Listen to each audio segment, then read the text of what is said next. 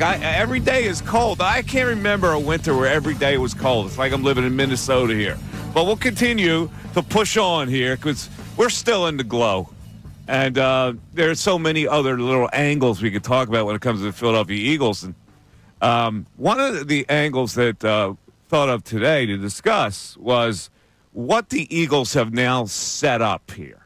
There's a story saying that the Eagles are the best Super Bowl team of the 21st century. That's high praise. Now, we've already discussed they're the best Eagles team in franchise history.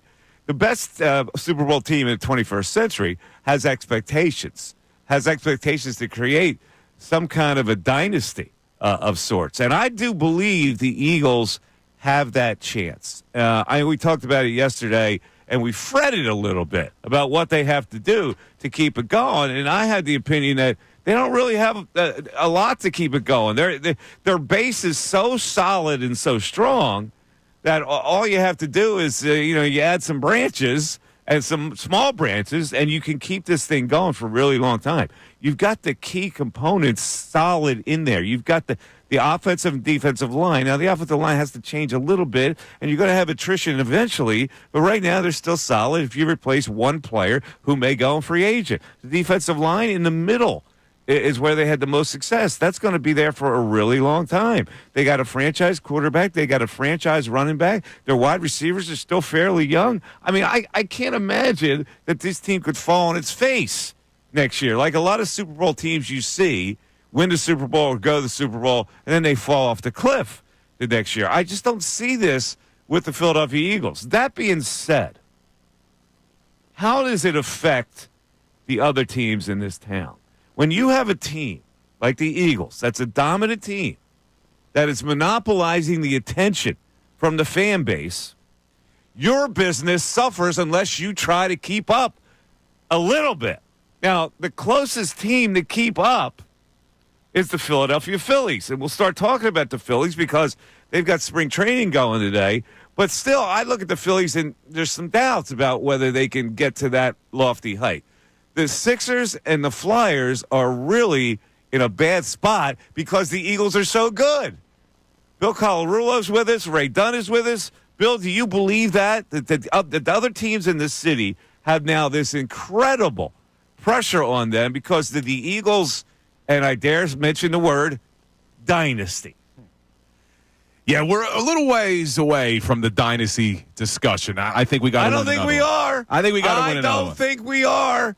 If you look at this team and people are saying it's one of the best in the 21st century, since 2000, it's the best Super Bowl team ever, they still have the components. This could be a dynasty.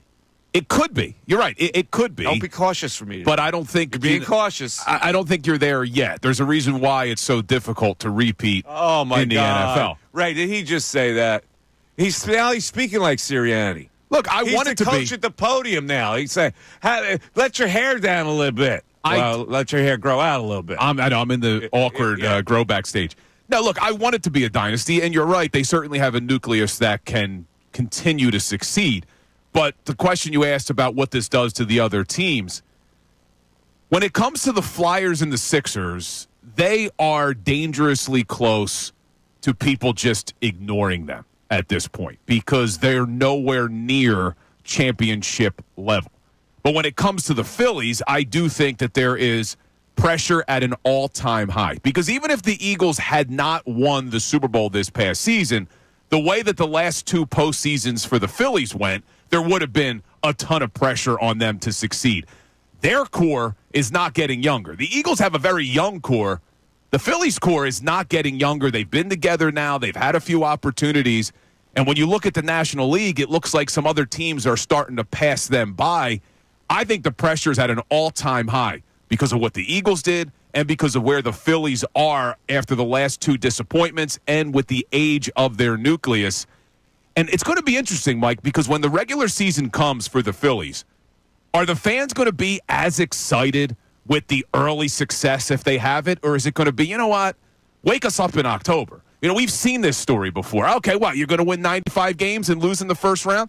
So I think that the Phillies, it's going to be an interesting season because I think everyone's just going to be focused on what are you going to do in October? We don't care about the regular season. I'm not so sure I agree with that. I think the fan base is going to be refreshed with this Philly season because of the way it ended last year. I don't think that they're going to have to say, let's get through the regular season and the only thing that matters is winning the World Series. I think that fans are going to be really engaged on how this team bounces back. And that means they're going to be engaged early in the season. Whereas, frankly, they have to be engaged. There's nothing else to be engaged about. People have to be invested in the Phillies, and it's the regular season, and especially early in the season, I think counts a lot. Well, I think people will be invested. So maybe I misspoke. I think people will be invested, but what they're not going to be is last season when we were saying early, this is the greatest baseball team we've ever seen in the history of Major League Baseball. No one's going to say that again, no matter how much regular season success they have, because all that matters is October now. We've had successful seasons. Did they say that last year? People were cited on this station, man, Really? that it was the best baseball team they've ever seen, as far as maybe in this city. Maybe I'm exaggerating saying Major League Baseball. But the start that they had, it was hard to argue with people. They had an unbelievable start to last season where it was one of the best baseball teams you've ever seen. I don't know if people are going to feel that way and be that excited. They'll be invested. We'll watch. I'll be watching because there's nothing else that's going to be on when it comes to sports. But are you really going to get that high when they're winning games? You're going to be, oh, man, this team's definitely going to win it. People are going to be nervous because of the way the last two postseasons went. Yeah, but you can't see.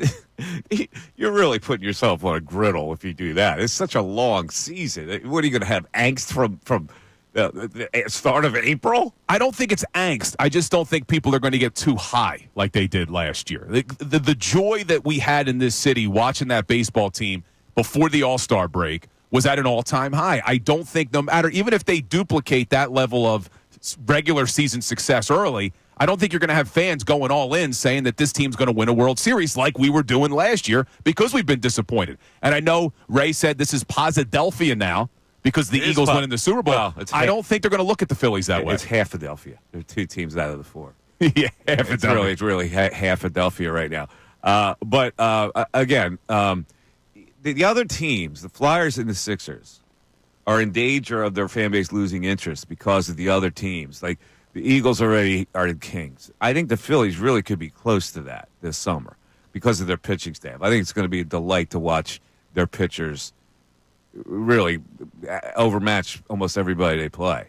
Especially if in a long series. I mean, is there a chance that Andrew Painter's on this roster before the end of the season, too? I mean, that would make the starting rotation even deeper. But do you really need him? Like, you may not with Luzardo now.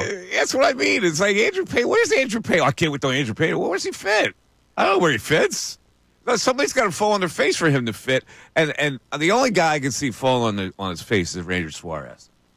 Well, look, Suarez hit a wall last year.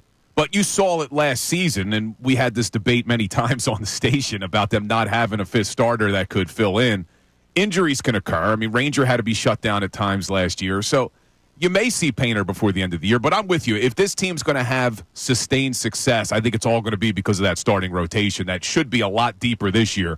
I mean, simply, I didn't love the offseason the Phillies had, but simply replacing Luzardo for Walker, that's a pretty big deal. Yeah, we're going to talk some Phillies today as well. We're going to talk actually every team today. But it's only because the Eagles have created this climate in this town of superiority where everybody is now like trying to climb up this ladder to get to them. It's like, and they're slipping off, and then they kind of climb again, and then they slip off too, and climb again. It's a really weird dynamic here in town. So we'll talk about it. And also, I finally want to get to this list that I've been compiling in my head about Daryl Morey's 10 biggest mistakes to create this kind of a season. Oh, boy. 610-632-09. It was really rather easy for me to come up with the 10. I would think it'd be hard to cut it down to 10. Yeah, 610-632-0975 is how you get into the show today. It'll be like I call this one like an all-purpose show. I like it. Sometimes you got to have an all-purpose show. This is going to be one of them. It's the Edmundo Sosa of Sports Talk Radio. The new center fielder? Potentially. You saw that. How does Rojas feel about that? It just shows they don't have counts so much on Rojas, they got to flip a utility infielder to center field. Mike Missanelli Show continues after this. Hey everybody, it's Bill Colarulo. Thanks for watching. We appreciate it. Make sure you like and subscribe to our channel so you can engage during the show, and you're not going to want to miss all the content that we post. It's not only the live videos, it's videos after the fact. It's our shorts. It's all the content you want as a Philadelphia sports fan. Looking forward to connecting.